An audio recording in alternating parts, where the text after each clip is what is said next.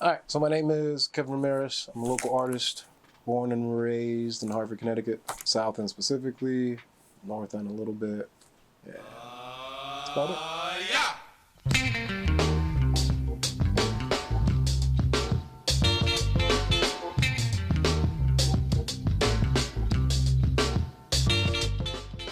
You need to have courage to be disliked, is what I realized.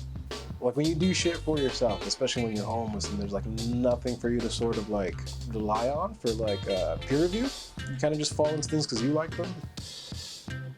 It's finding self-pleasure. That sounds weird out loud, but like in a very intrinsic way where it has nothing to do with money, nothing to do with people or institutions.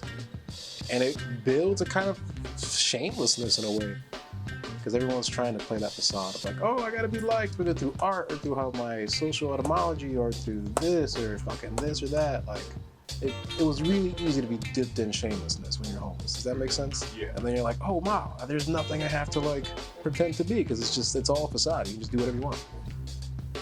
It applies to like all facets of life in terms of like how you express yourself, but I found myself expressing myself with like art immediately, not as like a tool to invite people in, but more as a tool of dealing with the reality, if that makes sense. It's like, especially growing up, like I always liked graffiti, and graffiti was nice, but I was like, all right, how is this related to like the whole like homelessness shit? Because I always noticed that socially there was like a negative stigma on graffiti. Does that make sense? It's like, it's always looked down upon. I'm like, the only people who have money to like go actually get like shit, like quality paints to go like scale a building and shit like that for fun are the people that come from like working class backgrounds, but the people that come from that background always idolize the graffiti that was made from people that weren't from that backgrounds. They were like poor, they were just trying to tag their shit, the sense of comfort. It's a hobo code, especially when you're traveling.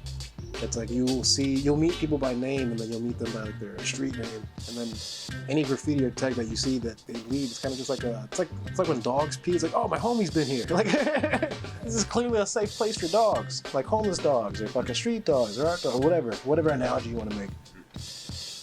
That's what like led me into interacting with the public as a whole. Does that make sense? Because I was like, cool, I already have no shame from coming from whatever kind of background I come from, and then how do I relate that into like being a person in real time as I grow up? Because especially doing art for yourself is different from like people, especially in these newer generations where we're doing art and media to invite people in to look at us and give us eyeballs. Right. So it's different when you just create it for yourself and then you can get eyeballs. And it's different when your intent to create it is just to get eyeballs, because it's not self-fulfilling at all. As I'm learning from the people around me, I'm just like, wow, that sucks. Like a lot of the great taggers around here, it's like there are a lot of people that have like private tagging lives that we don't really talk about publicly, but their public works. They're muralists or this or that, and they're just like, yeah, I got into it because I wanted to chase art. Then I realized I monetized the wrong thing because I love art and I don't like interacting with people, but here I am trying to deal with people so they can pay me for my art.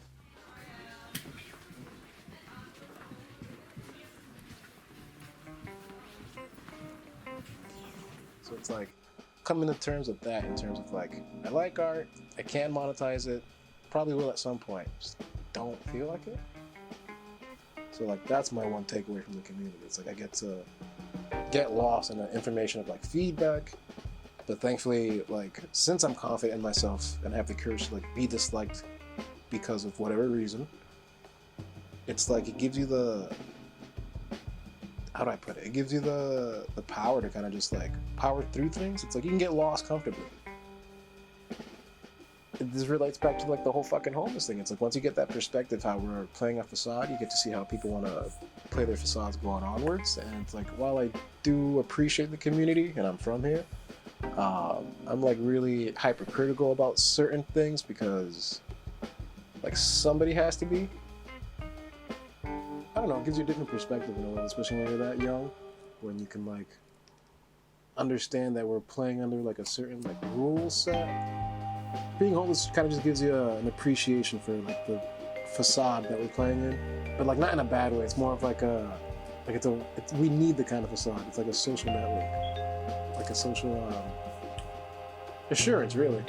Because it feels like you get to see what all of the roles actually do. When you're in the game, it kind of just feels like, everyone's being mean to me. But then when you get to experience the same settings, like as a homeless person, you're like, oh wow, I understand why you're all in a rush, because you can lose it all any moment.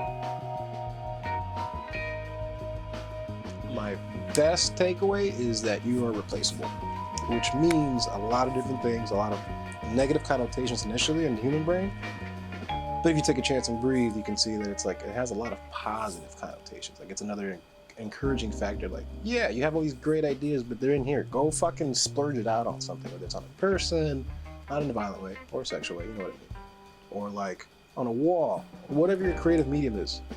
Go create something. Not play video games. Video games is like a machine that's like already there. Does that make sense? Like, go create something. Not like, I watched this gameplay and I'm gonna like record it for YouTube. It's like, no, that's not shit. Like, go get lost. Like, that's about it.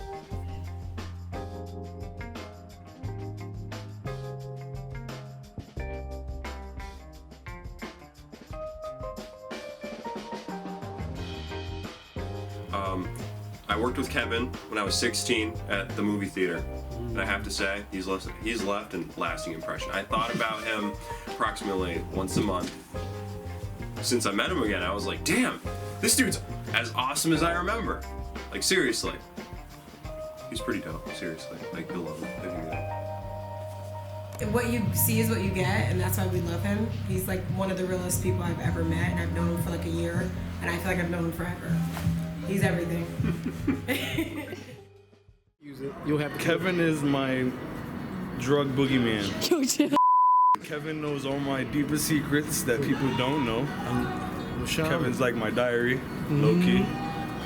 Even though me and Kevin don't see each other a lot, I don't know, like every time I see him, it's nice. It's like a therapy visit. Shit don't change. Yeah, the consistency is key. It's nice. Kevin's real to me. Tell me some real shit. Tell me when I'm fucked up, tripping on drugs. He's scary to be around when you're on drugs. But yeah, damn, Kevin's an asshole. He's honest. Yeah. You know, but under that exterior, he's a soft teddy bear. Hell yeah.